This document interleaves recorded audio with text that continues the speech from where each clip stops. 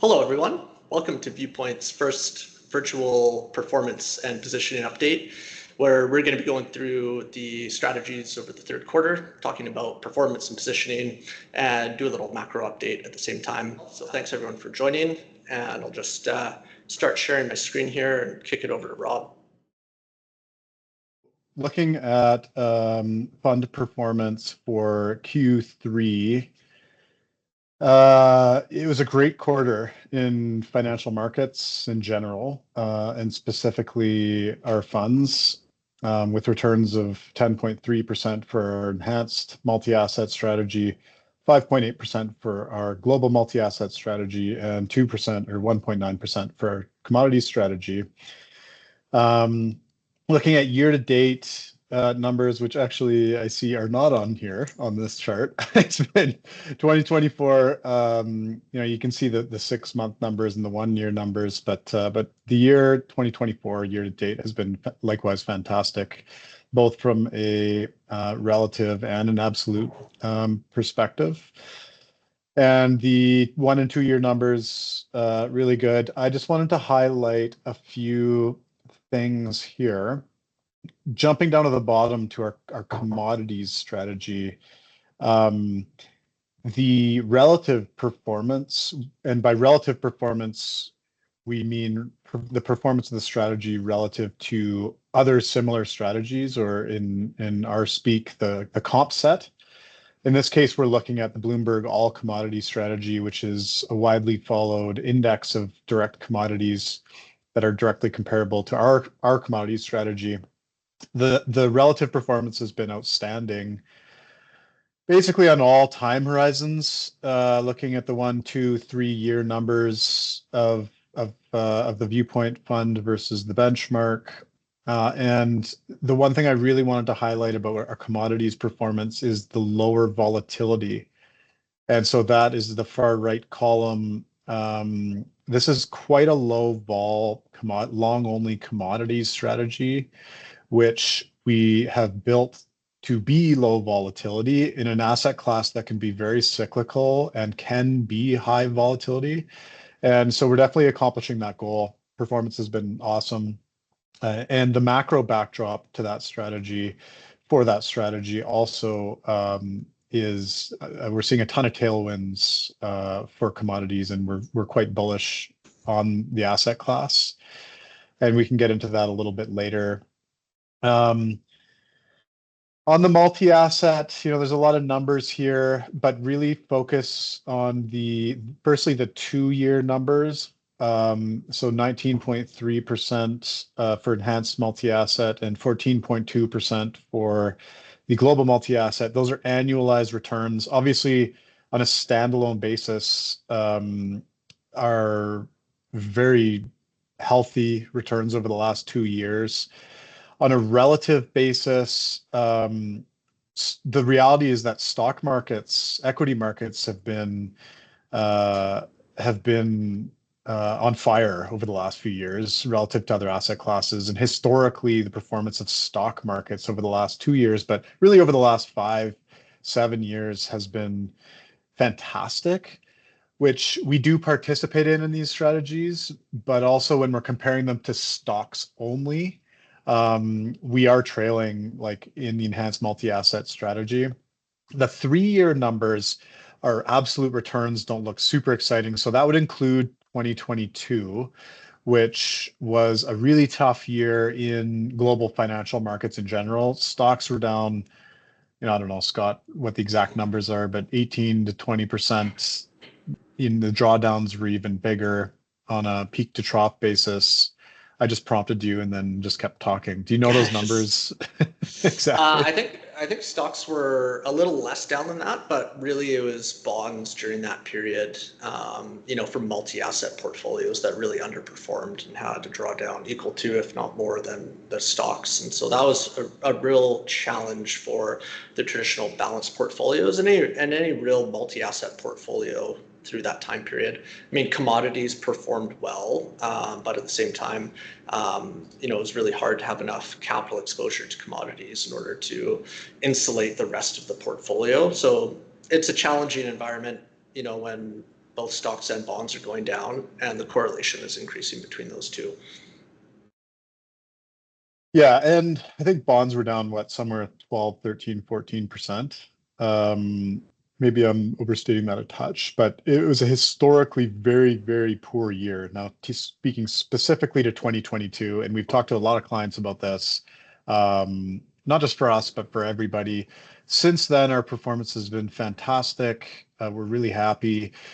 I just want to make a comment also, and we'll probably do this every quarter because there's a lot of numbers up here. There's different indexes, there's our strategies. So just to walk through the way that we look at our performance, firstly, absolute returns. Absolute meaning what did we actually return in absolute terms during the period in question. That's in a sense the most obvious way to look at performance versus our targets. But we have two different benchmarks beneath each of our multi-asset strategies. And the way that we look at our relative performance is versus one broad market index that most people follow and know. And so in the case, just looking at the second fund, the enhanced multi-asset fund, that would be global equity. So what have global stock markets done? Everyone follows global stock markets. That would be ACWI, the MSCI All Country World Index that we're looking at there. So what has our strategy returned, how performance has been versus the broad stock market, and then also versus an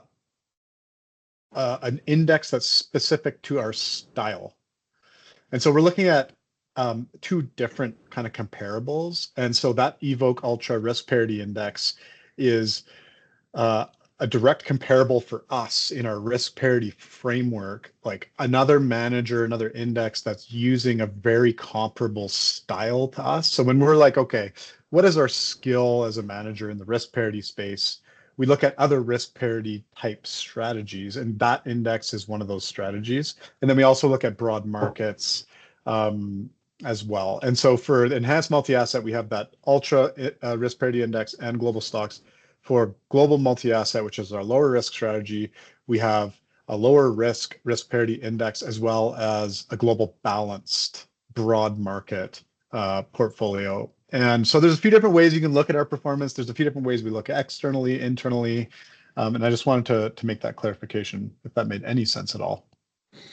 Yeah, no, I think that's good background for people to understand both absolute and relative performance. And, again, over long periods of time, through the risk parity portfolio construction framework, our strategies are aiming to outperform more concentrated portfolios like long-only equities or a global 60-40 portfolio. Again, this is long periods of time, so there can be times where we go through periods of underperformance. Recently, we've had a period of outperformance relative to more concentrated portfolios, which has been great.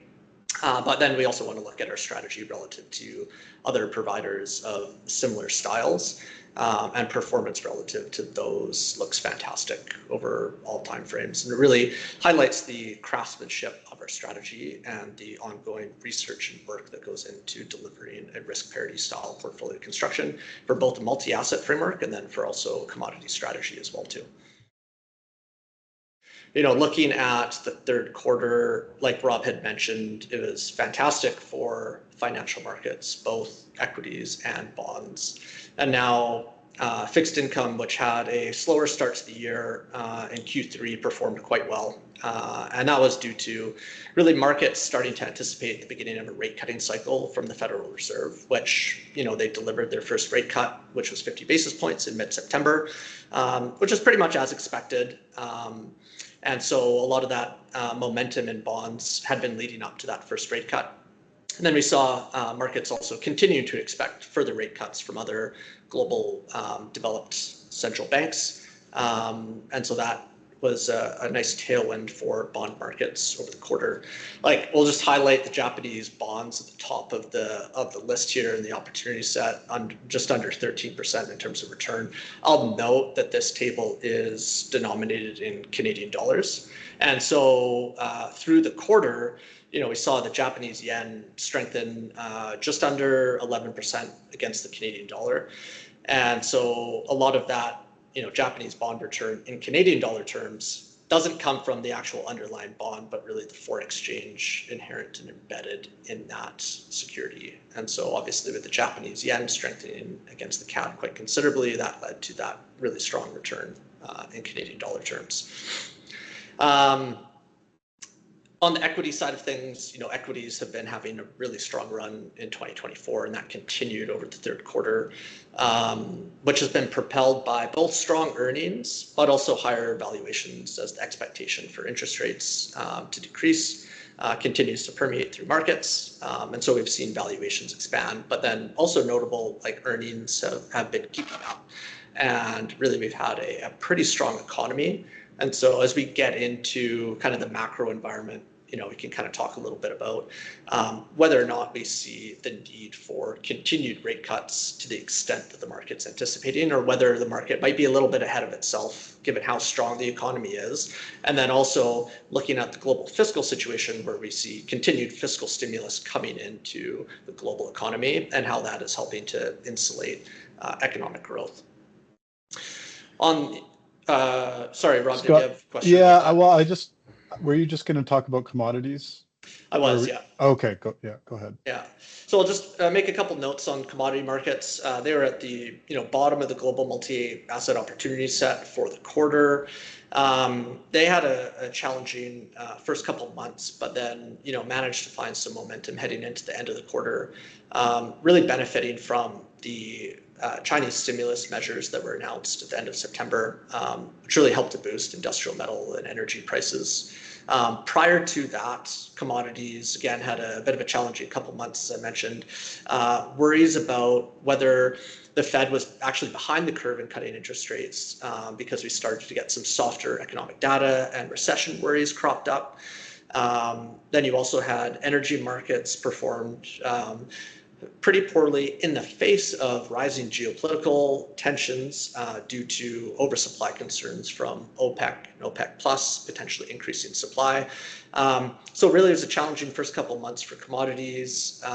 And then we had somewhat of a rally into the end of the quarter, really on the Chinese stimulus measures coming into effect to help support their property market and domestic growth. Should be good for industrial metals and precious metals.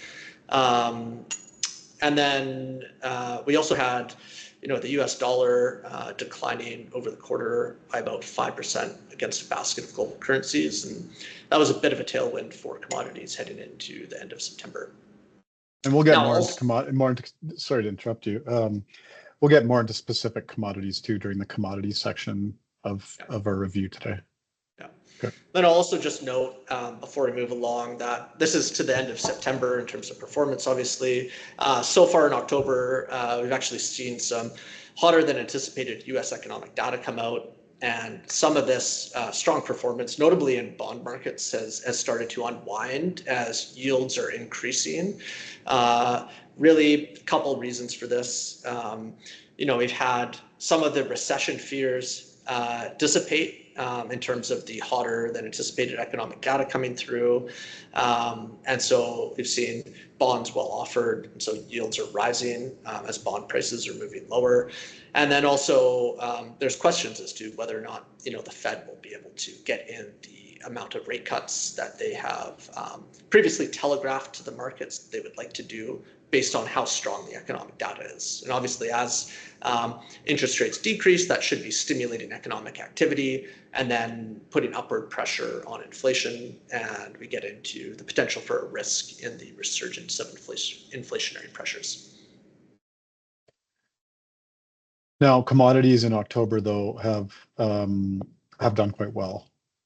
We're sitting here October 23rd. Yeah, that's a great point. The viewpoint commodity strategy is up just under 2% for the month. Commodities continue to power higher, mainly led by precious metals. And we can kind of get into some of those specifics when you get into the commodity section, but commodities continue to do quite well, even in the face of rising yields, which is a bit of a different dynamic because as interest rates rise and the US dollar rises, generally commodities don't do as well or can do poorly. But in this instance, obviously there's still lots of demand for commodities, especially in the in the precious metal side of things as a hedge for inflation and ongoing fiscal deficits. So maybe, Rob, if we're good, we can jump into the strategy, performance and positioning. And I don't know how much we want to go into performance, given that we talked about it quite extensively. Really, this is just highlighting the Viewpoint Global Multi-Asset Strategy performance relative to the two comparables that we talked about before, and just adding one more on the risk parity side of things, with respect to how our strategies are performing. Yeah, the only thing I would add for the Viewpoint Global Multi-Asset pool and the model is that, and our clients will know this, or maybe they don't remember, but in late 2022, we made some not insignificant enhancements to this model based on our latest research that we were actually doing for our enhanced multi-asset strategy. And so, same multi-asset style, but we really improved, in our view, this model from the first kind of iteration to the second to the third. This is our fourth or fifth iteration of the VMA model. That was in late 2022, around this time, actually. So those 2-year numbers, when we look at this internally, we're not discounting by any means our track record in this fund beyond that. And it's not a different style per se, but really, when we're looking at this internally, we're really happy to see the 2-year numbers, and more recently, because of the fact that we made those significant enhancements to this model. And we expect this performance to continue in the current environment, and we're really happy with the performance of this strategy, including on the volatility side.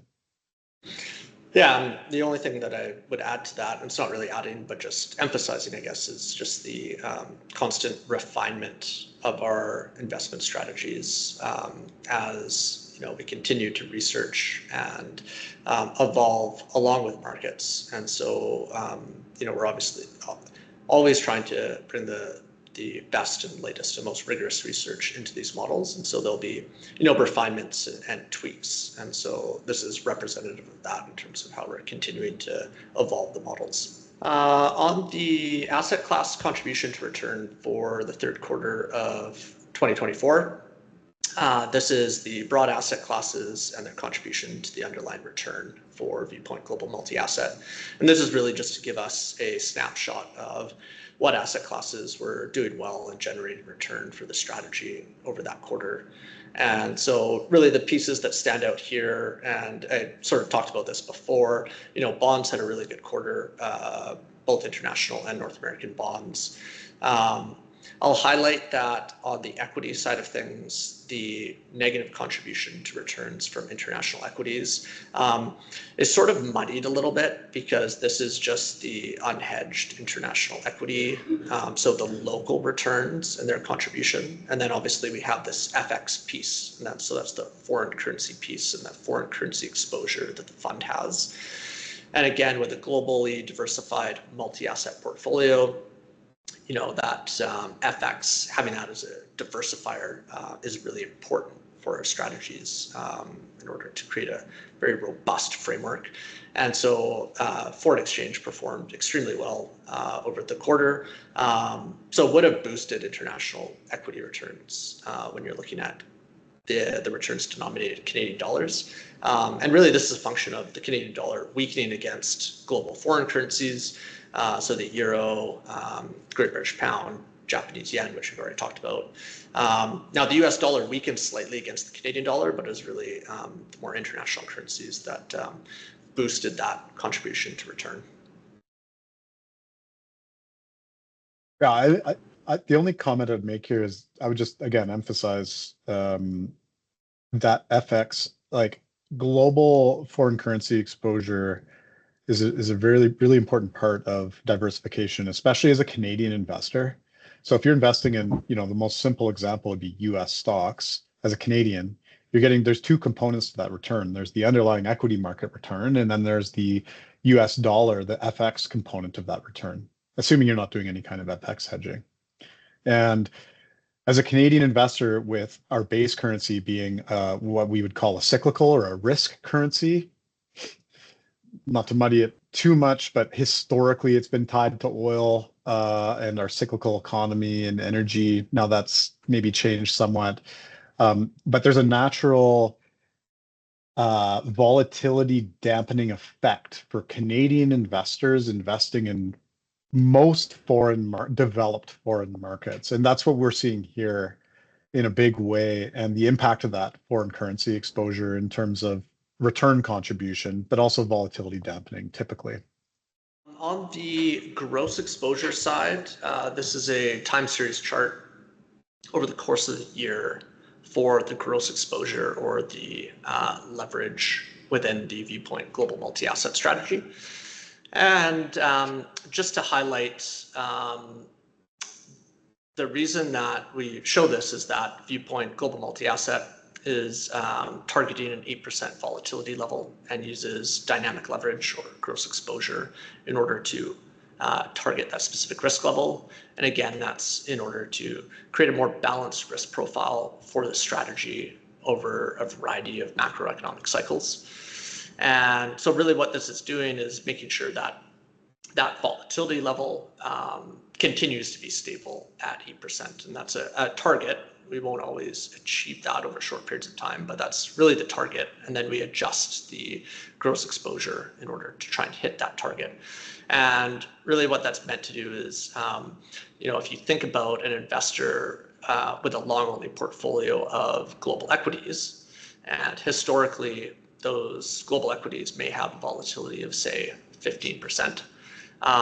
When you go into a financial stress event like the global financial crisis in 2008 or the COVID crash in 2020, volatility can meaningfully spike. And what that means is you may be holding a portfolio of equities thinking that 15% volatility or the risk of that portfolio is well within your means of what you can stomach. But then there's a crash and volatility spikes, and that 15% volatility portfolio might go to 60%. And that is, not what everyone signs up for in terms of, being participants in financial markets. And it can lead to irrational decisions and spook investors. And so having a stable volatility target and adjusting gross exposure to hit that volatility target is one of the key pieces or a secret sauce effectively in terms of how we're implementing and providing a risk parity portfolio construction framework.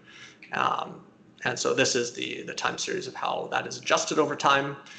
And you can see that in early August when there was the, I'd say, increase in volatility in markets around the yen carry trade and the decrease in equity prices. Volatility spiked meaningfully. And so our strategy then moved to protect capital and decrease gross exposure, decrease the leverage of the strategy in order to continue to target that 8% volatility level. But by doing so, reduce gross exposure as a way to protect capital.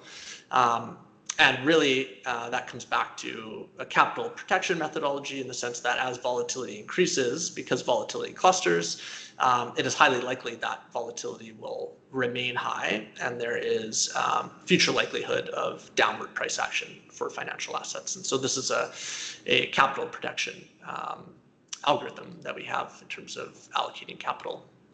So Rob, I don't know if you have anything that you want to add to that or clarify if that didn't make sense. Yeah, no, it made sense. I mean, to put it more plainly, in this portfolio, we own stocks, we own bonds, we own inflation-linked notes, we own commodities.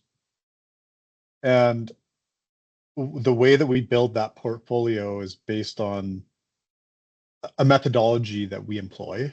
So how much to allocate to each of those assets is based on our data science, and we want equal risk to come from all these buckets. So we build this portfolio of all these asset classes, including, how much to put in each geographic region underneath those asset classes, or how much to put into the subsectors of commodities. So we build this multi-asset portfolio stocks, bonds, inflation-linked bonds, commodities, and there's an FX component.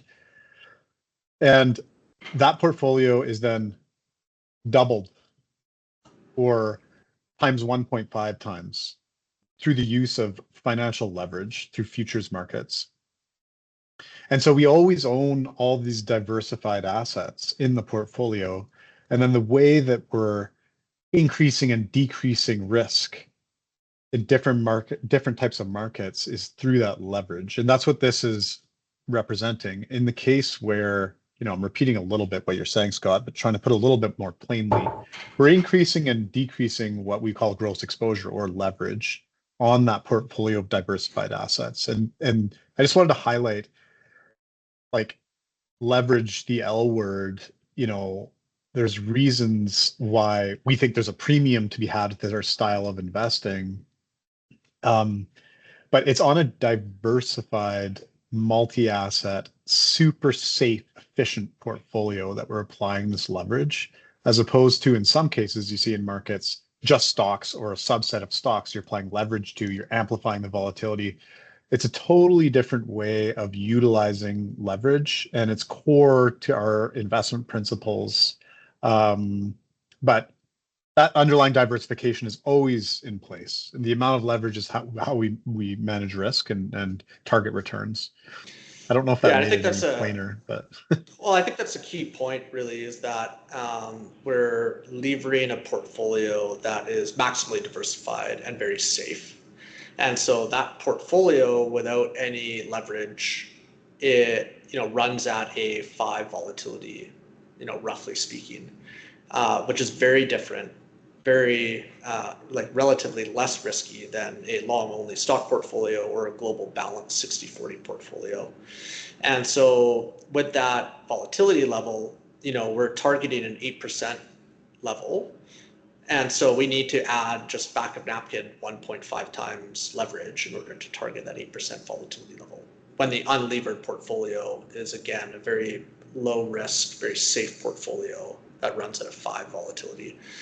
And so that's the application of how dynamic leverage works. And then if the underlying volatility of that portfolio increases from 5 to 10, then we are going to be reducing our gross exposure to continue to target that 8% volatility level. And there might be times where we actually are delevered, holding cash against the underlying securities because volatility of that underlying portfolio has spiked from 5 to 10 in this example.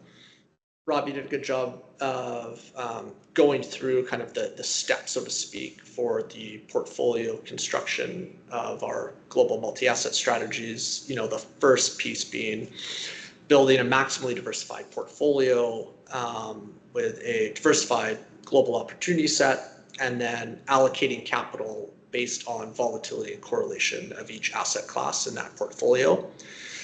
And then we use dynamic leverage in order to adjust the gross exposure to target a specific risk level. The third piece of that is that we have quantitative overlays that sit on top of those first two pieces. And those quantitative overlays are really a function of both return enhancement and risk mitigation. And so each one serves a different purpose. On this chart that we have up here, dynamic leverage is obviously included, and we're looking at that as an overlay. But we also have cross-asset carry, active commodities, which is our long flat commodity overlay. We've got trend and momentum. And so those 4 other quantitative overlays are really, used to harvest alpha through our global multi-asset opportunity set. Some are there for return enhancement, some are there for capital preservation. And so we can kind of go into more details about that. But this is really just to show how those overlays are adding or detracting value over a certain time frame. And so throughout the third quarter, you can see that trend did really well, and the other overlays had a slightly negative contribution to overall return. But I guess the key point that I highlight is that our dynamic leverage and that moving gross exposure up and down, it's really going to be our most impactful of the overlays within our overlay suite.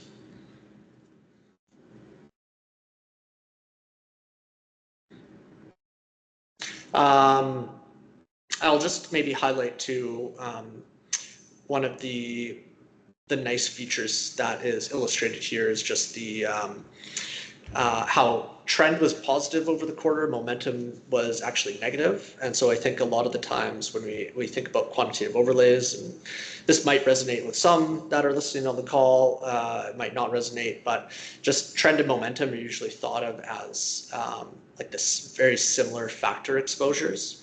And so we're just highlighting here that there actually can be quite complementary in nature when implemented within a portfolio. And so looking at this performance with trend being a positive contribution to return for the quarter, but momentum detracting, kind of highlights that complementary nature of how those overlays are implemented. And I don't know if it's helpful, we can get into just some of the rationale for why those overlays had positive or negative contribution to return. On the trend side of things, trend was effectively overweight both equities and bonds during the quarter. And so bonds have performed really well. Equities were a little mixed because of that volatility spike we saw in early August. But generally, being overweight both equities and bonds was accretive to the portfolio return. On the momentum side of things, the reason that underperformed slightly was that momentum was overweight equity in favor of bonds heading into the volatility spike in early April.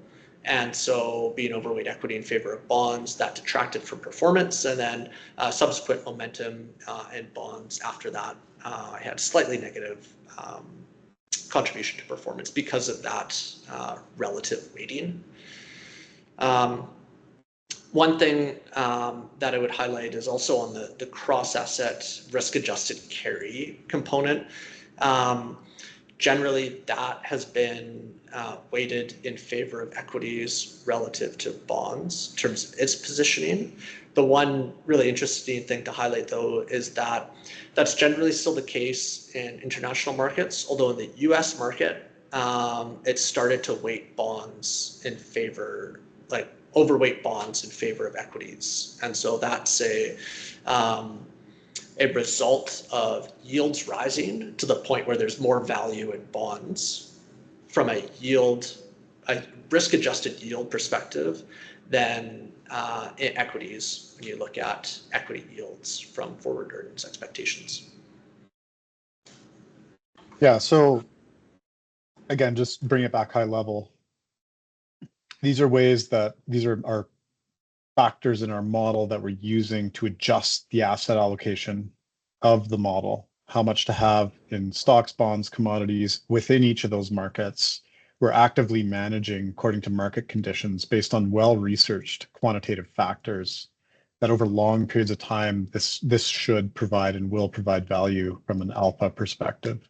But the dynamic leverage piece is the largest contributor to our performance, at least through this quarter. Just wanted to highlight here, looking at major asset classes, equities, bonds, and commodities, and the rolling volatility profile of each. As this is effectively an input, not exactly this, but an input into how we're constructing our underlying portfolio with respect to making sure that each asset class is contributing a similar amount of risk contribution to the overall portfolio. And then so just looking at this from an illustrative perspective and seeing that equities over this time period have actually had fairly low volatility, which is unique in and of itself. Rob mentioned that earlier when we were talking about high level performance. Although we have seen the volatility of equities start to increase over the last quarter. And so we'll get into how that impacts the overall positioning of the funds. But this is useful to look at and how those major asset classes and how volatility has been evolving over time. So if we look at the capital weights for the portfolio, this is the unlevered portfolio. And just highlight, going back to Rob's comments around, the first principle of our risk parity portfolio construction is having these asset classes contribute a certain amount of risk to the portfolio. And that risk is determined by volatility and correlations to other assets in the portfolio. And so these capital allocations will change to keep that risk profile stable as the underlying asset class volatilities and correlations change. And so this is a very adaptive strategy in that it's adapting to how markets are evolving with respect to volatility and correlation. So, if we think about that last slide, and the equity volatility increasing through the last quarter. If you look at the gray line here, and I don't know how my mouse will come up on here, but you can see that over the last quarter, the capital allocation to international equities has gone down fairly meaningfully with respect to how our capital allocations adjust and change in the portfolio, and that is a result of the volatility in equity markets increasing. And so to keep that risk profile of international equities stable, well, we're decreasing our capital allocation as volatility increases. You can also see that over the quarter, international bonds, the blue line here, as well as North American bonds, the capital allocation to both of those have increased. And we'll just note that commodities too, we've seen an increase in allocation to commodities, which is more a factor of our active commodities overlay and the current momentum that we've seen in various commodity markets adding to that allocation. And this is just an easier to read pie chart of what the capital weights are within the strategy at the end of September. So you can see a very diversified global multi-asset strategy with respect to capital weightings for various asset classes. So you can see commodities just under 10%. International and North American equities represent about 33% of the exposure, with fixed income, mainly North American international bonds, making up the rest of that. And so this is I think a relatively large exposure to bonds that maybe investors are not used to seeing in portfolios. And really this is just the result of having a more balanced factor exposure within a portfolio to various macroeconomic environments. And so generally what you'll see, like even in a 60-40 portfolio, when you look at 60-40 portfolios, 60% global equity, 40% global bonds. The risk return characteristics of that portfolio are heavily influenced by what's happening in equity markets. And so your return profile is generally influenced by what is happening with the economic growth factor and how that's impacting equity markets. And that's where most of the risk, about 90% of the risk in that portfolio is located within that equity sleeve. And through a risk parity portfolio construction, the main goal of that is to have a more balanced set of risk factors to various macroeconomic climates. So if you think that if you are in a period where growth is declining and inflation is declining, while bonds should be doing good in a declining growth and declining inflation environment, while equities may be flat or performing poorly. If you are in an environment where inflation is increasing, commodities should be doing well, but bonds might be performing poorly and equities might be performing poorly. So you want a more balanced risk exposure for various macroeconomic climates, and a risk parity or risk contribution portfolio construction helps to achieve that versus just a naive capital allocation strategy like a global 60-40 portfolio. Going into the Viewpoint Enhanced Global Multi-Asset Strategy, I don't know, Rob, if you want to have any comments on performance here. It's very similar to what we talked about before with respect to the Viewpoint Enhanced Global Multi-Asset Strategy relative to the Evoke Ultra Risk Parity Benchmark and global equities. I don't know if we need to do any more color there.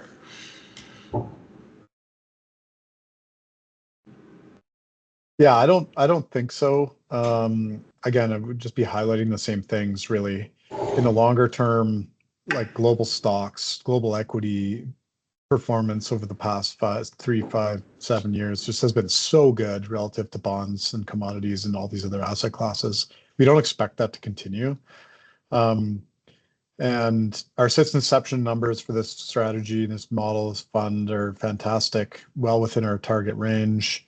And our performance versus our risk parity benchmark is likewise fantastic, like massive outperformance there.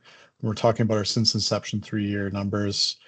Those are annualized numbers. A little bit more vol in our strategy for a variety of reasons.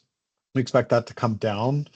And then our recent performance has been awesome as well. So really just repeating things we've already said. Very happy with this strategy. Yeah, so we can jump into the asset class contribution, which to some extent looks similar to the Viewpoint Global Multi-Asset Strategy, but there are a few notable differences that we can just highlight. One, the contribution to return from global inflation-linked bonds is higher, as well as the contribution to return from North American equity. And so just highlighting that within the portfolio construction methodology for the strategy relative to Viewpoint Global Multi-Asset, inflation-linked bonds have a much higher capital and risk allocation, as well as Canadian equities and Australian equities. Now, really on the North American side of things, Canadian equities had a great quarter, and so that's why we're seeing higher contribution to return here for Viewpoint Enhanced Global Multi-Asset relative to Viewpoint Global Multi-Asset.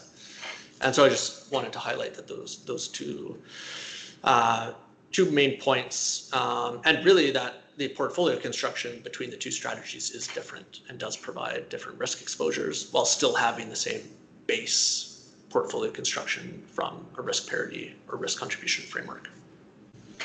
Yeah, one question we've gotten, or I've gotten pretty consistently, is whether the enhanced fund and the multi-asset, the core fund, are effectively the same with different leverage levels. And the answer is no, they're not. Like there's some pretty significant differences in, they use the same philosophy, but there's some pretty significant differences in how they're built, how they're managed, the factors we're using for a whole bunch of reasons. The leverage levels are different also. But they are different funds. They're not the same fund duplicated with two different leverage levels. Looking at gross exposure for the Viewpoint Enhanced Global Multi-Asset Strategy over the year, the time series chart in terms of its path looks very similar to Viewpoint Global Multi-Asset. Now, the key highlight here is that this strategy, Viewpoint Enhanced Global Multi-Asset, is targeting a 15% volatility level, so a higher risk level than the Viewpoint Global Multi-Asset Strategy.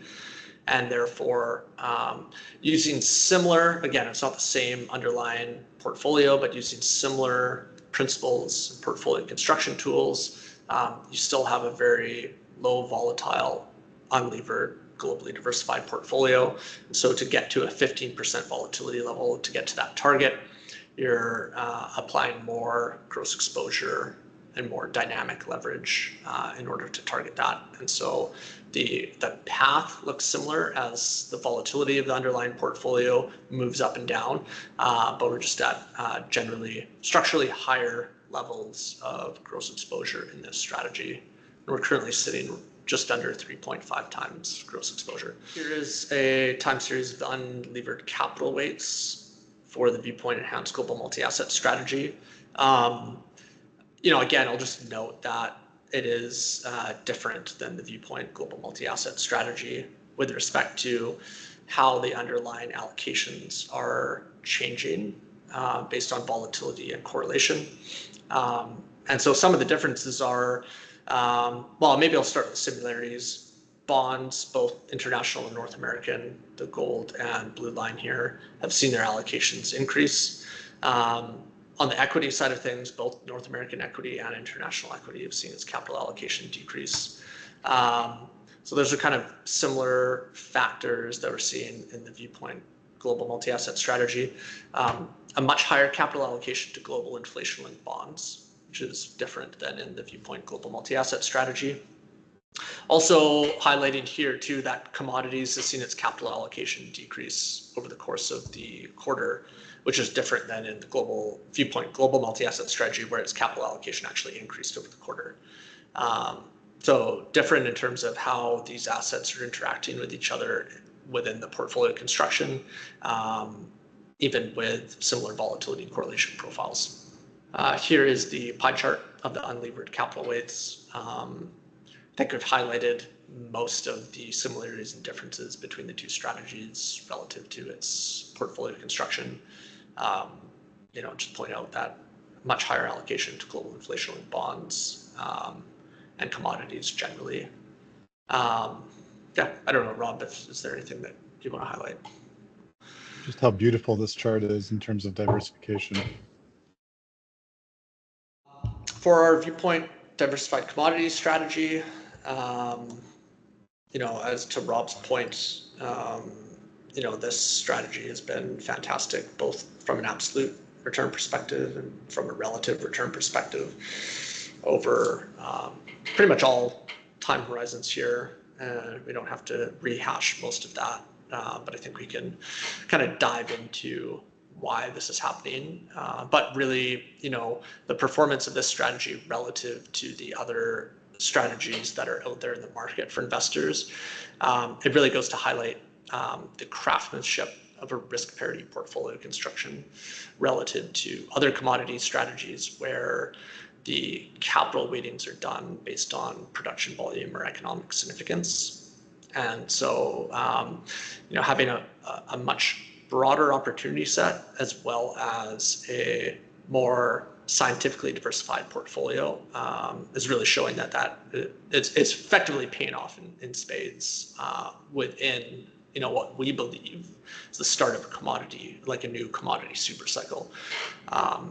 But it still goes to show you that having diversification effectively pays within commodity markets.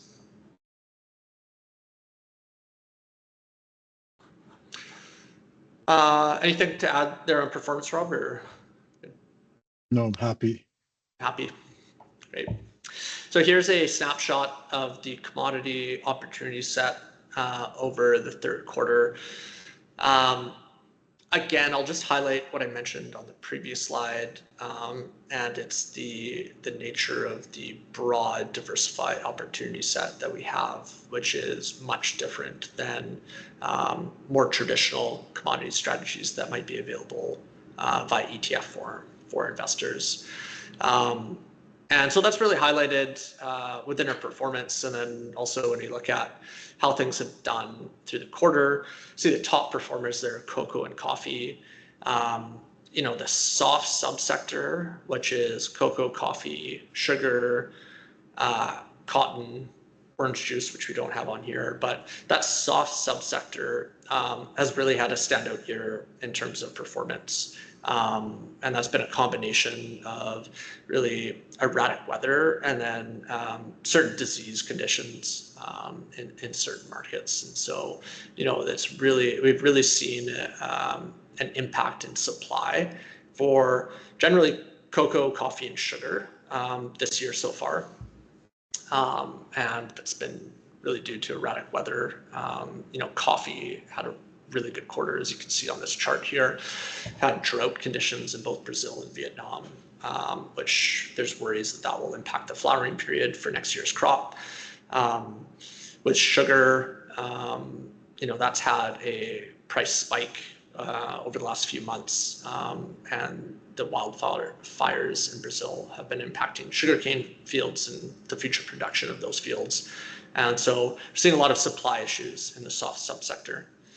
The story is a little different for golds and silver, which have had good quarters and are continuing to see price increases, really building on a continued strong 2024. That's more of a demand story, and demand from geopolitical tensions in the Middle East, worries around global fiscal deficits and the continued fiscal support for the economy, leading to the potential for resurgence in inflation as central banks start to cut rates. And then we're also seeing, demand for central banks looking to diversify their foreign exchange reserves away from the US dollar and give themselves more flexibility by looking at increasing their precious metal exposure.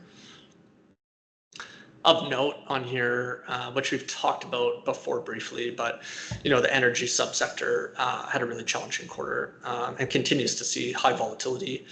There was the potential for an increase in supply from OPEC and OPEC Plus, combined with the continued weaker demand from China and the slowdown in the Chinese property market impacting domestic consumption. That has somewhat been offset by short-term bumps in price from the geopolitical conflict going on and worries around Iranian production, the ongoing conflict between Israel and Hezbollah. But we haven't really seen enough of that, geopolitical risk premium come in to negate the oversupply concerns, at least during the third quarter. And obviously, there's been some heightened volatility in October, and I would expect that we would continue to see that in energy markets. On the asset class contribution to return for the third quarter, pretty similar as to what I mentioned on the previous slide with respect to the high-level price action for the subsectors. Value stores and softs have been doing extremely well. Industrial metals saw a bit of a bump near the end of the quarter and then continued into the fourth quarter here on the Chinese stimulus package. And so copper, aluminum, those commodities had seen a pretty big downturn over the summer just with respect to recession concerns and weak demand out of China. Now China's come in and introduced a bunch of new stimulus measures trying to support the property market, domestic consumption, and that's helped kind of put a floor under those. But over the quarter, we saw just a slight positive contribution to return. Energy markets were dragged on the portfolio. So from a contribution to return perspective, that is a challenging subsector. But what I would highlight is that because of the relatively higher volatility of the energy subsector relative to other commodity subsectors, our capital allocation weighting towards energy is relatively lower than other comparable long-only commodity strategies. And so this has been like that, even though it's a negative bar in terms of the asset class contribution, from a relative perspective, that has helped outperformance over the quarter for our strategy relative to other strategies that have higher weightings towards energy markets. The capital weightings for the underlying portfolio, this chart goes to show how adapted the subsectors are in terms of the capital allocation based on changing volatilities and correlation structures. And so this is a really cool chart to highlight because sometimes when we talk to investors and we talk about the quantitative approach to building a risk parity portfolio, how we're looking at volatility and correlation, and we're not making any fundamental discretionary calls on commodity markets. We're just looking at volatility and correlation. How do we create the most maximally diversified portfolio? Sometimes that comes across as, oh, well, this is a passive portfolio. But it is very much not a passive portfolio in terms of how it allocates capital with those changing volatility and correlation metrics. And so this is really cool to go through in terms of, if you look at the gray line here, this is our capital allocation towards value stores. And you can see throughout the year, strategy has been decreasing its capital allocation to value stores. And this is a result of volatility increasing with precious metals, gold and silver. And as that volatility increases, it's actually encompassed with also a rise in price. And so what's happening within the model is that as price is rising, but volatility is expanding at the same time, in order to keep the risk contribution of the value store subsector to the overall portfolio stable, we're reducing our capital allocation to value stores. It's effectively taking profits as prices rise, and as this example, gold, in order to keep that risk contribution stable. So this is very different. Like commodity markets are very different than financial markets. And so in financial markets, generally what happens is when you see prices crash, that's when volatility expands. Where in commodity markets, you're almost as likely to see price either rise or fall as volatility expands. And generally what we see is a lot of the time with supply or demand shocks in commodity markets, that as price rises, volatility is also rising. So to keep risk contribution stable, it acts as a way to take profits on price rises as volatility expands. And so I'll just quickly kind of highlight a very similar illustrative example on how our model reacts to increasing volatility. And this example is the cocoa allocation of the model for the period of January to June. And so the gold line here is our capital allocation towards cocoa, and the black line is the volatility of cocoa. Now, as you can see, as that black line increases and the volatility increases, in order to keep the risk contribution of cocoa to the underlying soft subsector, and then for the soft subsector to the underlying commodity portfolio, we've been reducing the capital allocation towards cocoa. Now, the key part here is that as price has risen, volatility has also expanded. So as price has been rising and going parabolic, we had been reducing our capital exposure, effectively taking profits and making sure that risk contribution stays stable. And here's the capital weights for the Viewpoint Diversified Commodity Strategy at the end of September. Again, the piece that I'll highlight here is just the blue slice of the pie chart and the allocation, the capital allocation to energy markets, and how that is relatively lower than other comparable strategies. And that's a function of how we build the portfolio so that each subsector is contributing the same amount of risk to the overall portfolio. I want to talk more about commodities and in the context of the macro view today, because I've heard you say that you're very bullish on commodities. So we just talked about a lot of commodities, but as an asset class, there's all these intricacies and nuances to all these subgroups of commodities, grains and industrials and softs and precious metals, and each of those buckets have their subcategories as well that all have unique supply and demand tendencies. And it's such an interesting asset class because you can see why the correlation of direct commodities is effectively zero to stocks and bonds, and why we love them in the context of a portfolio, because they're just kind of doing their own thing. Like, oil's doing this, it's up, it's down. Grains are doing this, it's up and it's down. Livestock, one of our largest positions in the portfolio is in livestock. Now they're somewhat related, somewhat not, but they're very individualistic relative to each other and relative to broad markets. I've heard you say, like, oh, well, I'm super bullish commodities, and we are super bullish on commodities in the current cycle. Why?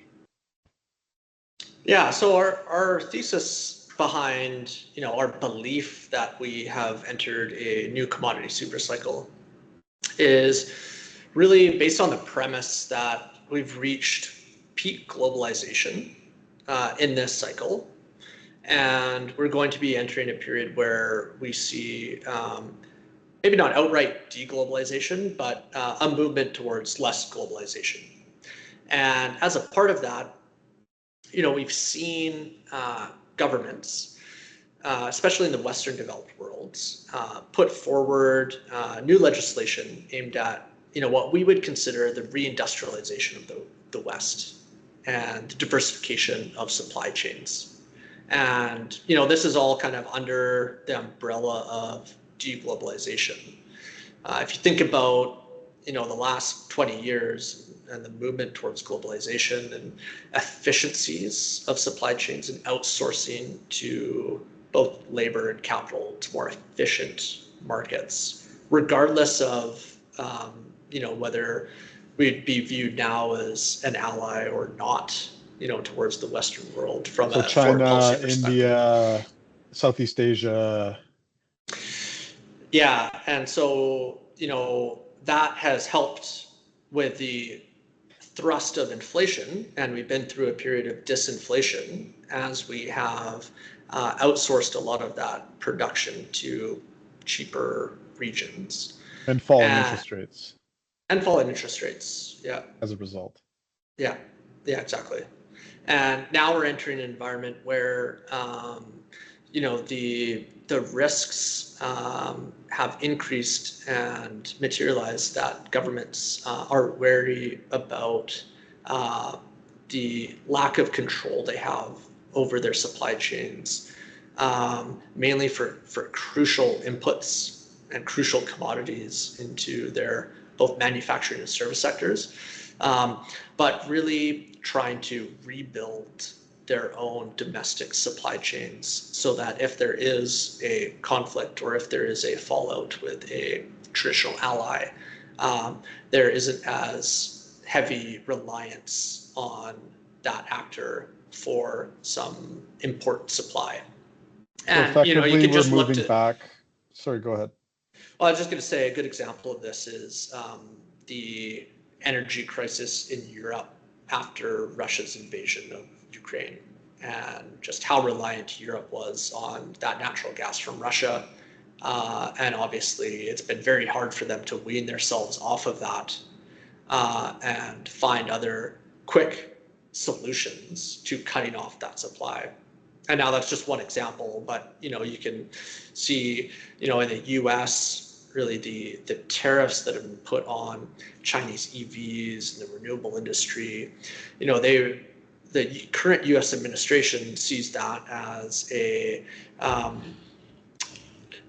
path for bringing manufacturing back to the U.S. in an industry they want to incubate and obviously protect from a part of the Chinese economy that has been subsidized heavily domestically within China, and then stop them from dumping those products into North America. So effectively, we're moving into like politically into a more protectionist, isolationist kind of vibe, so to speak.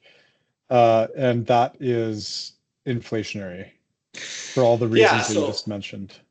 yeah, and so the diversification of supply chains really will create new demand for raw materials. Right. And that is the demand piece of the equation. We can get into kind of like the sub catalyst that we see, but that increase in raw material demand to diversify supply chains, and not worry as much about cost, because we've been worried about like reducing cost and outsourcing those supply chains. Now we're saying, well, let's move that back kind of in-house, back to the West. That's going to create new demand for raw materials. And really, we've seen disinvestment in the broad commodity space over the last 10, 15 years. And Okay, so just as that new. before we get into the disinflationary piece, just on the supply chain piece, you're talking about diversifying supply chains, and that's going to add new demand for raw materials. Yeah. Is it not moving supply chain, like onshoring existing supply chains into higher cost jurisdictions, which is inflationary, or is actually creating new aggregate demand? Like I struggle with that new aggregate demand piece from diversifying supply chains, or is it both of those things? I think it's both of those things, because as part of this diversification of supply chains, I mentioned this a few times, like that comes along with its own fiscal stimulus and support in order to create that. And Right. so, we're seeing the creation of like the CHIPS Act, IRA in the US, and how much money, like there's still money that needs to flow into the economy through those. But I feel like we'll continue to see more targeted fiscal policy aimed at recreating new industrial policy effectively Right. at Trump, various points. Yeah. like And Trump's even, whole, yeah. yeah. Yeah, and even the Harris campaign to some extent, maybe just a toned down version of what's been on the Trump campaign trail. But I think whoever gets elected, there will continue to be some undercurrents of that Right. with it. Okay, so and then I would also, sorry, just on back, like one other statement on the demand side is just that as we get into a more multipolar world where alliances aren't as cut and dry as they have been in the past, and where do countries like India align with, between the US and China, what side do they fall on? They've been kind of, um, towing the line, so to speak, for both. And so it's very much more murky in terms of the geopolitical situation. And I also feel like we're going to see an increased demand for military and defense spending, whether that is just higher pressure on NATO countries to increase their military and defense spending, or countries start to do that individually. We've already seen some rhetoric out of Japan, the new leader of the LDP party there, talking about how they want to create an Asian NATO and look to regain some of their nuclear independence. And really comes back to security concerns, like geopolitical security concerns, and that increase in defense spending is going to continue to also drive commodity demand, distillate fuels, industrial metals, and then on that, we've got a higher probability of conflicts continuing to simmer and not having sharp and short resolutions when conflict breaks out. I think the Ukraine-Russia conflict has surprised people at how long that's dragged on. And so, we're in a multipolar world where it's not as easy, to, apply pressure. And the U.S. has obviously applied a ton of pressure to Russia, cutting them off from the SWIFT network, freezing their central bank assets. And that leads into other concerns for emerging market central banks and why they're wanting to diversify their U.S. dollar holdings in case they themselves get on the wrong side of the U.S. administration. I'm kind of wavering off topic there, but well, no, it's good. Like we're talking about commodities. We're talking about the bull case for commodities. So we've discussed diversification of existing supply chains, creating new aggregate demand and fiscal response from developed countries. We've talked about kind of spinning off from that, the onshoring of supply chains, the reindustrialization into higher cost jurisdictions led primarily by political and geopolitical, not rhetoric, but attitudes, and then the increase in military spending and simmering conflicts and potentially increased levels of conflicts globally, increasing the demand for raw materials as a part of the case, the bull case for commodities. What about weather? Like I know in our deck here we have, and I find this one really interesting in terms of looking at commodities as a hedge on climate change. Yeah. So when you talk about weather and its impact, generally we think about how this could impact the soft subsector as like the main area of the commodity market. That is what's in the soft subsector. So soft subsectors: cocoa, coffee, cotton, sugar, orange juice.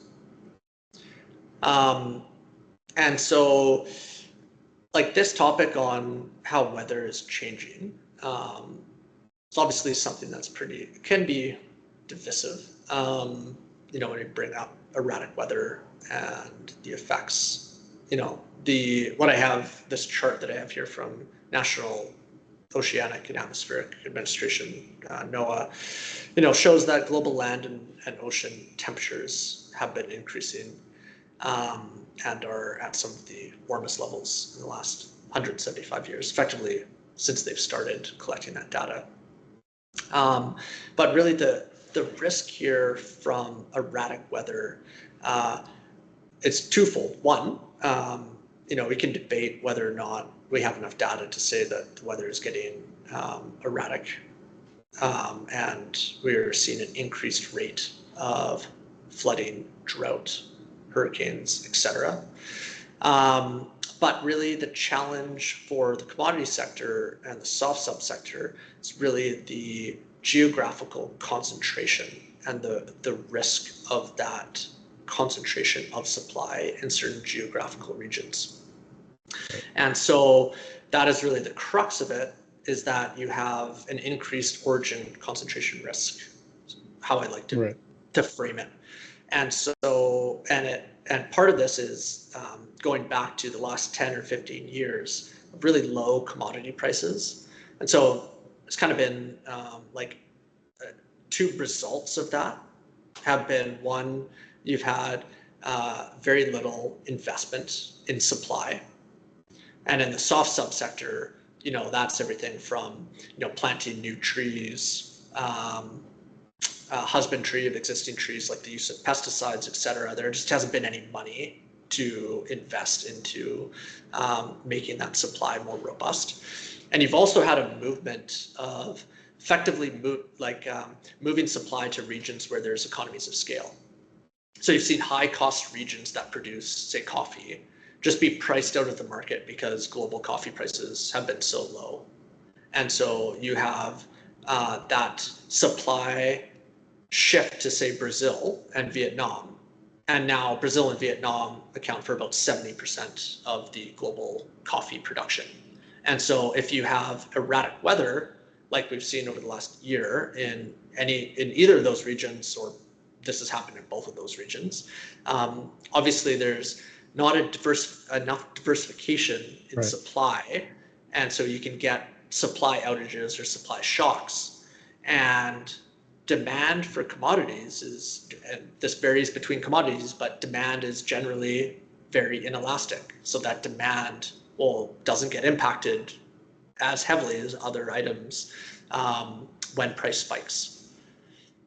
So effectively, we're not here to debate climate change or or the cause of. If you could just go back to that chart, or the cause of climate change or anything like that.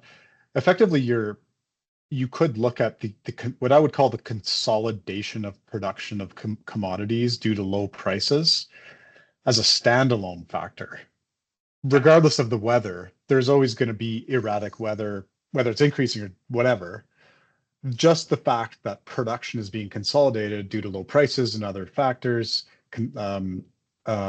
is a risk to supply, which should put more upward pressure on those prices. But then you combine it with average temperatures are rising, weather appears to be becoming more erratic. You combine those two things, and it's putting more upward pressure on, or the risk of an upward spike, such as we've seen in cocoa and coffee, increases. Correct. So we have the supply chains, military spending, conflicts, the concentration risk and erratic weather of production. Those are all affecting supply, and to some extent in the former demand. Is there anything else in terms of the bull case for commodities that you wanted to touch on? Yeah, I'd say two high level pieces that we can go into. One, we've already kind of touched on, but is just the diversification of central banks away from the dollar, and the demand for gold and other precious metals. And, we've talked about this at other points, but really the US government using economic sanctions in a more targeted manner to enforce international foreign policy. And so the increased use of those sanctions has emerging market central banks generally worried that if they get on the wrong side of the US administration, they can get cut off from the SWIFT network and have their US dollar denominated assets frozen effectively. So we've seen an increase in demand for physical gold. And so that That's would so be one. specific to gold only. Yeah, gold, to a lesser extent. I mean, like gold right now, you could, kind of forecast that out into other precious metals, like silver would be another one. You could potentially, I don't think it's as much of a leap as if you said this a couple of years ago, but having industrial metal stockpiles, very similar to what the US has done with their oil reserves, like their special oil reserves that they can release if oil, like gas prices are getting too high, basically put supply into the market. Having strategic reserves of industrial metals could be another thing that we I thought see. you were going to say, Bitcoin, like El Salvador. Yeah, that could be a potential as well too. Okay, so moving, or sorry, you had one more point you wanted to make? Yeah, one more, and really it's just on the decarbonization and data centers as a catalyst for an increase in demand in industrial metals. So this is really, the electrification of everything, and as we move to using, more electricity, the need to upgrade electricity grids, specifically in North America, and the amount of industrial metals, specifically copper, that it will take to do that. And so, the increase in demand for copper through improving electricity grids, but then also too, as another catalyst, the increased use of AI and the data centers that are required to power AI are also going to need a lot of industrial metals, but predominantly copper. And so this chart here that I have up is the supply and demand forecast from the IEA on copper. And if you look at 2030 there, the IEA is forecasting to see a 3 million ton deficit by 2030.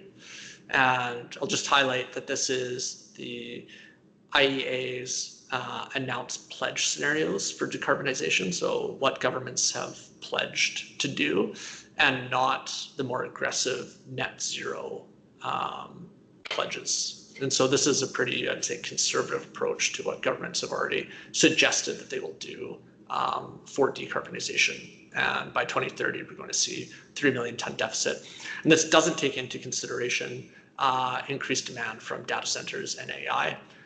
And I've got a note here that Trafigura, who's a large commodity trader, they're forecasting that AI is going to add 1 million tons of demand for copper on top of the existing deficit forecast.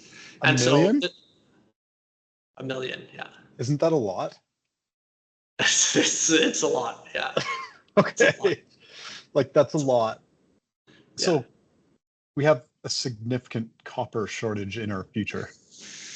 Yeah, and I mean, this is, I would say, more of a medium to long-term situation when we're looking at deficits in 2030. Yeah. I think in the short term, a lot of how copper and aluminum markets trade will effectively be on, how China's economy is doing, given how much demand, China accounts for in terms of global copper and industrial metal demand.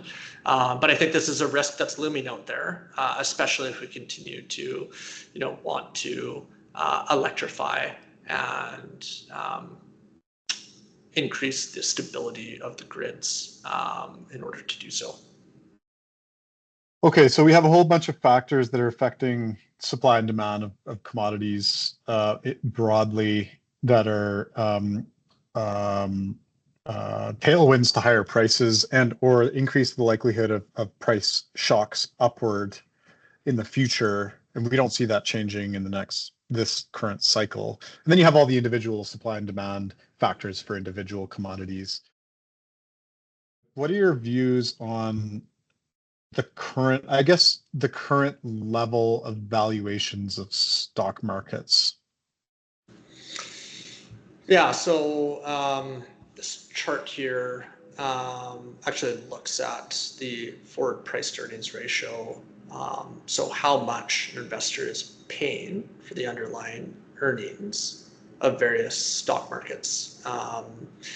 And, when we look at this and we see, like I have in the yellow line is the Magnificent Seven stocks. You can see that, there's been a fairly well used narrative that like technology stocks are very expensive.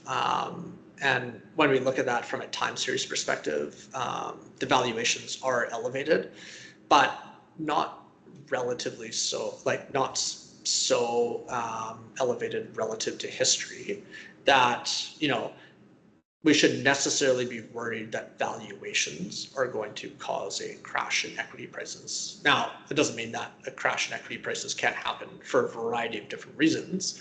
It just means that, yes, valuations are elevated, especially in the US market and with the Magnificent Seven stocks. And generally, part of that reason is the high concentration of tech stocks in the US, leading to, that structurally, well, I shouldn't say structurally, like that valuation gap between the US and MSCI World or MSCI World ex-US.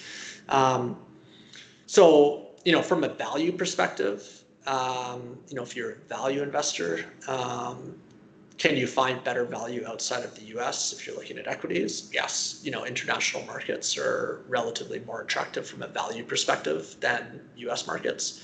But at the same time, this might resonate with some people that are watching, but valuations are a notoriously tough timing tool because underlying momentum in those markets can continue and valuations can continue to get more stretched. So valuations by themselves are a relatively tough timing tool. But generally, I would say it's, when you look at equity markets, and we can actually go to equity markets relative to fixed income markets because that's another good indicator to look at. Doesn't seem like there's a ton of value in equities. No, we see definitely a common thread right now is stock markets are overvalued or valuations are rich. And we see that too. When you look at long-term historical valuations, like, yes, they are rich, but they're not obscenely rich. But just on your comment, like, to me, valuations are never a reason to sell stocks in the short to medium term. Valuations can drive long-term stock market returns when you look at long-term regressions, for sure. And if you're investing at 25 times earnings now versus 15, like the next 10 years plus, at least 10 years, you can reasonably assume that when you're investing at lower valuations, that returns are going to be higher at the 10-year plus level. But valuations to me aren't a reason to sell stocks. And my question is, do higher valuations, however, create more fragility in stocks and susceptibility in stock markets to external shocks? Yeah, that's a great point. And I would agree. Also agreeing with your last point in that, yes, higher valuations definitely have more fragility with respect to external shocks. And, I think, from our perspective, we look at valuations and those levels.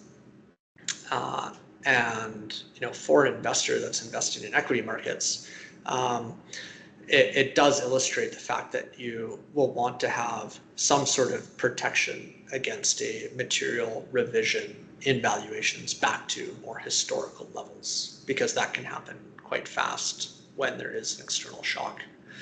And so whether that is creating a more diversified portfolio that includes fixed income to be a buffer and insulate against drawdowns in equity markets, or whether that's trend and momentum overlays for your equity allocation. When valuations get stretched at these levels, again, agreed, valuations aren't a reason to sell, but they are a reason to be more cautious on the short-term outlook. Yeah. Stocks, like I do want to talk about the equity risk premium, and then we can move on. But I always find it so fascinating, the psychology of stock markets, because if you look back to say the year 2019, right before COVID, Yeah. and you're an investor in global stocks or multi-asset, you're trying to think where to put your money, you're an institution, whatever. You don't know that in the next 5 years, you are going to see a global pandemic, uh, a storming of the Capitol in the United States, and an insurrection in the United States. You can debate that. And 2 new wars in the next 5 years. I mean, the Middle East conflict, maybe you don't characterize that as a new war, whatever, that's not the point. 2 new wars, insurrection on the Capitol, and a global pandemic, and global stock markets have returned at double-digit annualized returns over that period. Yeah. Isn't that shocking? What's your What's my quote? point? If What's my no, point? not your point. Well, the point is, if you had a crystal ball, you'd smash it. Right. Because everything that you just said would lead you to believe that you need to get out of the equity market and get into, bonds or cash or guns and ammo, and equity markets have continued to move higher in the face of all of that. And the point too is, pre-COVID in 2019, back to this chart here, valuations, if you look at valuations for technology stocks or any stock market, relatively fairly valued, maybe a bit rich, depending on what time period you're looking at. But then 6 months later, you get a global pandemic and equities crater. So it's just looking at valuations in a vacuum is just not advisable if you're looking at it from a timing I think it's counterproductive. I would add to that list too, the fastest increase in inflation in recorded data, Right. in addition to the 2 wars, the storming of the Capitol, and of global pandemic. And valuations going into that were, like you're saying, fairly or a little bit rich. And I would say it's counterproductive to look at valuations of stock markets in a vacuum and use that to inform any kind of decision on any timeline that you're thinking, get out of the market kind of thing, because stocks are like, I just don't do it. Anyway, I'll get off my soapbox now and we can continue on. We can talk about the equity risk premium, and then I think we should move on to the broad global economy, and then we can kind of start wrapping up. Yeah, that sounds good. So just briefly touch on the equity risk premium, and I don't have to spend too much time here. But this is just looking at earnings yields for equities. So as an equity investor, effectively what you are getting compensated for, the underlying forecasted earnings yields of that equity should be flowing through to you as a shareholder, whether that's through dividends, share buybacks, et cetera, but the underlying earnings yield of the company relative to the yield of a 10-year government bond in that country. And so really this is the question between, well, if the 10-year government bond in the US is yielding 4%, and now there's inflation risk, but we'll just focus on the default risk perspective. If I'm going to move from a relatively safe investment in the 10-year US Treasury that's paying me 4%, I should be receiving adequate compensation to move up the risk spectrum to take additional risk by investing in the equity market versus the bond market. And so the spread between those two is what's called the equity risk premium. And obviously, the higher that spread, the more attractive it is to invest in equities relative to fixed income. Now, what's really interesting is as yields have risen in the US, like fixed income yields, but equities and their valuations have increased, the underlying earnings yields of the equity market has increased, but hasn't kept up with the amount of valuation increase. And so we're seeing that spread between underlying earnings yields and the 10-year treasury yields effectively flat to negative. And so right now, as an equity investor, there's no additional compensation for taking equity-like risk over and above US Treasuries at current yields. And so it's a really interesting dynamic in markets, given that if you are an equity investor now, effectively what you are banking on, if you're going to take your $100 and invest in equities as opposed to US bonds, you're banking on either earnings forecasts being too low, and that earnings will be higher and your earnings yields will rise higher than expected, or there's continued multiple expansion. So investors will be willing to pay more for that earnings in the future. And therefore, that's why I'm buying equities now versus investing in a 10-year treasury.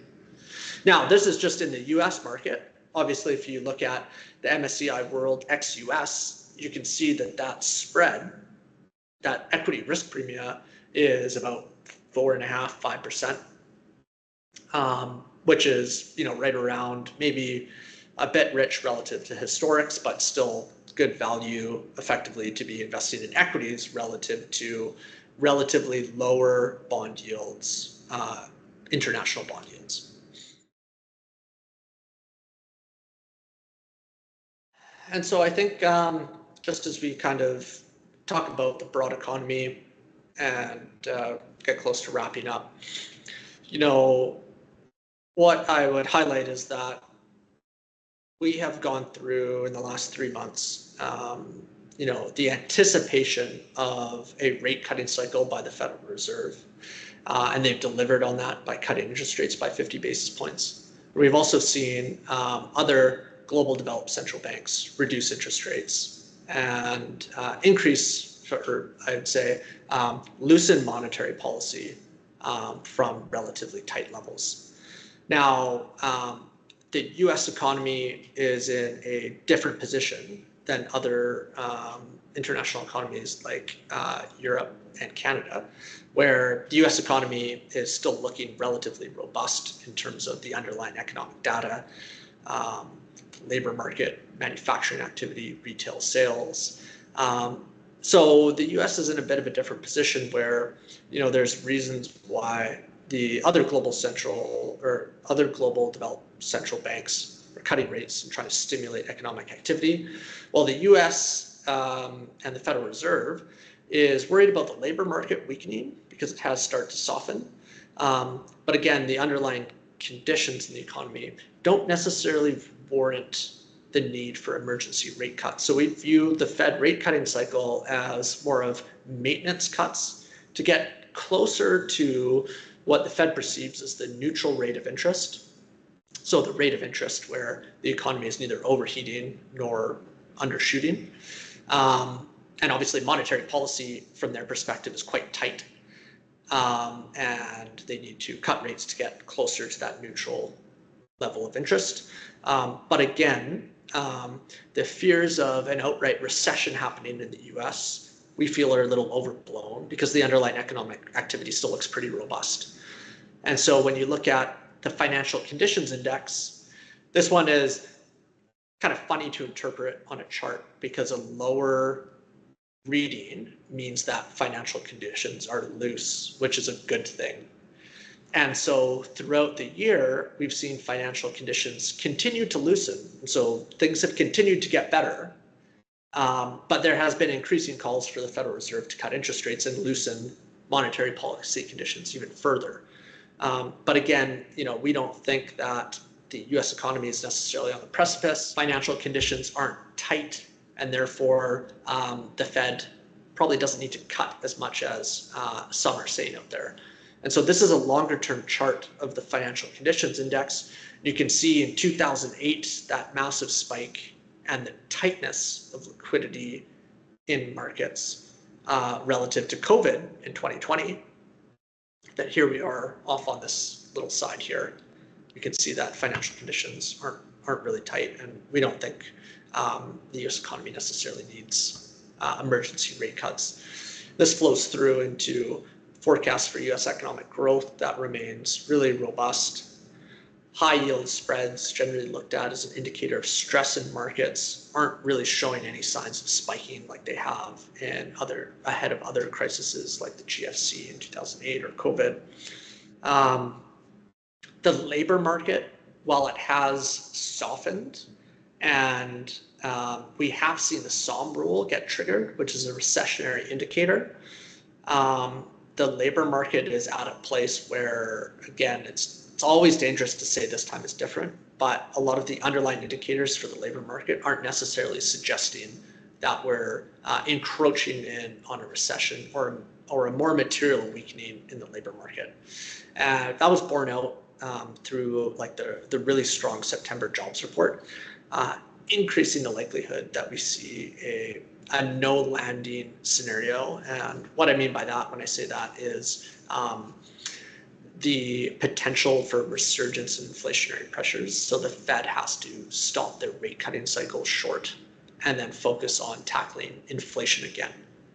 And so the Fed over the last 6 months has really moved from focusing on the inflation piece of their mandate to focusing on the employment piece and wanting to arrest any further softening in the labor market, thinking, okay, inflation isn't exactly where we want it, but we want to make sure the employment market doesn't weaken any further.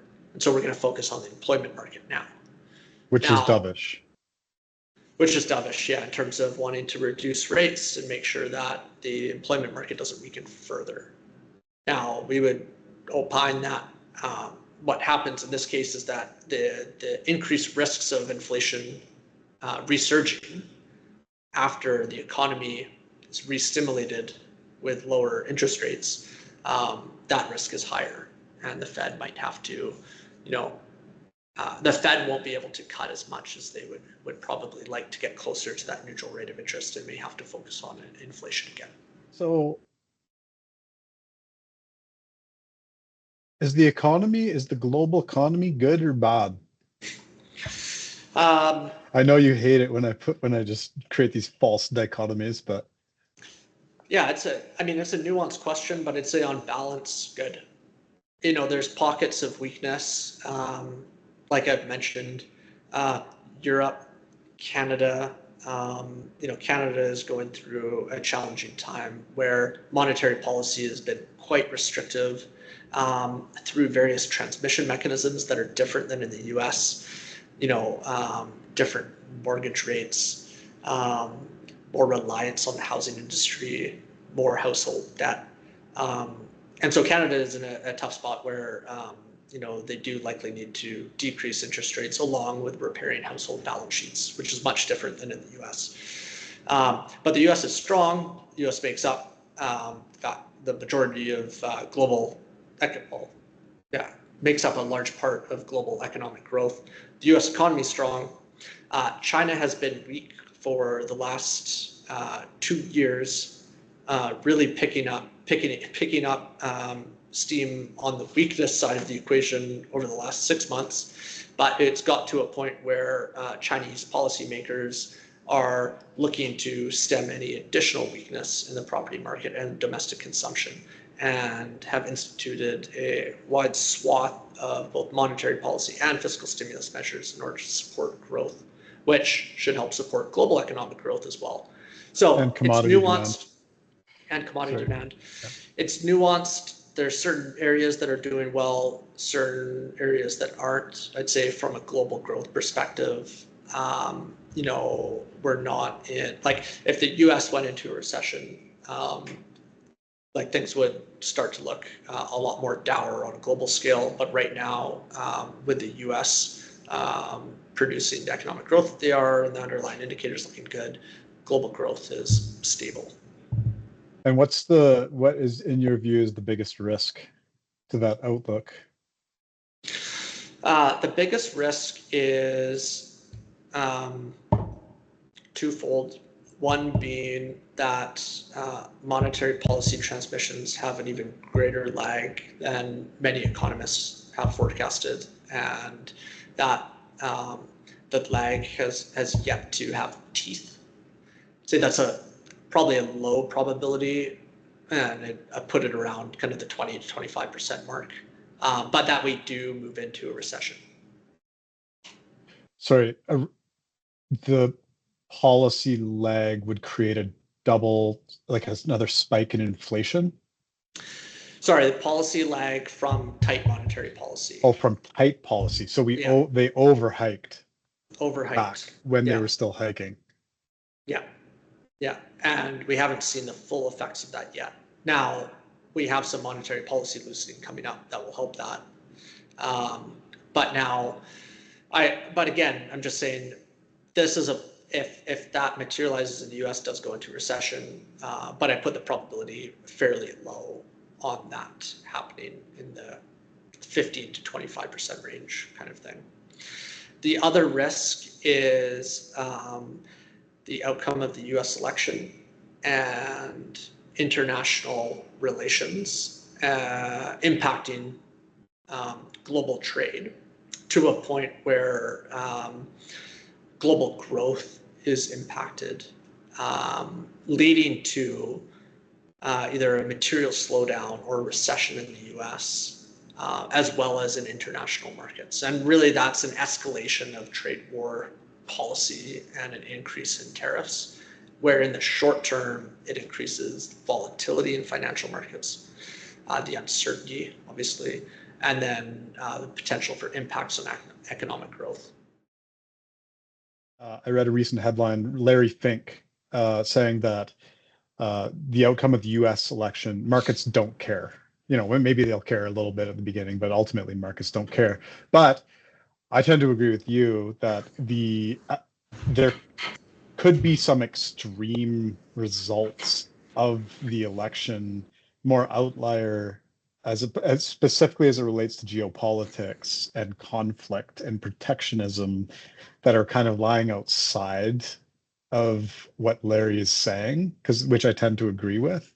But do you want to make any comments before we wrap on the US election specifically, the impact of the US election, which we know, I'll always remember the first time Trump got elected in 2016, and the CIO of Bridgewater, one of the top investment minds in the world, potentially, coming out and saying that if Trump is elected, markets will drop some specific number, 16.7% based on some model that they ascribed to. And the complete opposite thing happened when Trump got elected. So it's kind of, as we say, a bit of fugazi, fairy dust. We don't know, obviously, how markets are going to react. But do you have any comments on the US election, the impact on markets? Yeah, I'd say that, as polls come in for who will win the presidential election and the likelihood of any change in the Senate, in either the House or Congress, you start to see some of that actually priced into markets based on underlying economic policy and the effect on certain asset classes. So that can pull forward some of that underlying price shock when we actually get to the election and the result is official. But broadly, I'd say, we're likely to see heightened volatility post-election. And I think that, well, I agree with Larry Fink in that if you take a long-term outlook, markets will generally shrug off more of that short-term volatility, but it is also very path dependent. And then, so effectively, it could be that Trump is reelected and, we get a lot of short-term volatility around this trade war, increase in tariffs. And, that could be used as a grand bargaining chip to make a deal with China. And those could get walked back at some point. And we could be in a scenario where, 2 years into a new administration, global trade has increased and the geopolitical situation looks better than it did. The challenge is that that's unknowable right now. What we do know is that the risks are increasing and the uncertainty is increasing when you have an economic policy platform or an international trade policy platform like what has been put forward. And I'd say, the Trump administration has kind of supercharged what the Biden administration has done in terms of protectionism in certain industries. So I don't think that the underlying thrust of how things are moving on a geopolitical scale really changes course, but it's just how impactful it is depending on whether or not a certain administration is elected. So is a Trump victory inflationary? Yeah, again, going back to what I just said, both candidates, both administrations have put forward economic policy that, if passed, which again is a key question mark, because whether or not a party controls, both the House and Senate is one thing, and not a given. But if their economic policy packages were passed at face value, Trump's have a much more fiscal policy thrust, which would be more inflationary right. Because more fiscal policy support is going into the economy, to the tune of JP Morgan released a note last week that the Congressional Budget Office, or one of the sub-offices, estimated that Trump's economic platform will increase the fiscal deficit by $7.5 trillion over the next 10 years. And debt to GDP will increase to about 140%. That's relative to Harris's administration, where the deficit would increase by 3.5 trillion over the next 10 years, and debt to GDP would increase to 130%. So either administration, if they were able to pass their economic policy platforms, would be inflationary. Trump's platform is just supercharging that inflationary thrust. Who's going to win?